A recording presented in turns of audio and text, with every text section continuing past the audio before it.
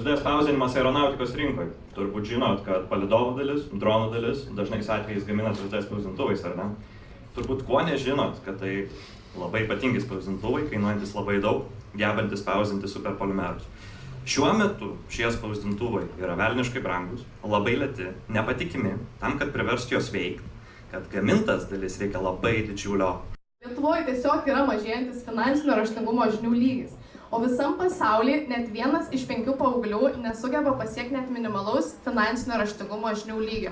Taip yra dėl to, nes paprasčiausiai trūksta įdomių būdų mokytis apie finansus. Tai sveiki visi, mes esame futbolo komanda ir kūrėme lokalią pozicionavimo sistemą.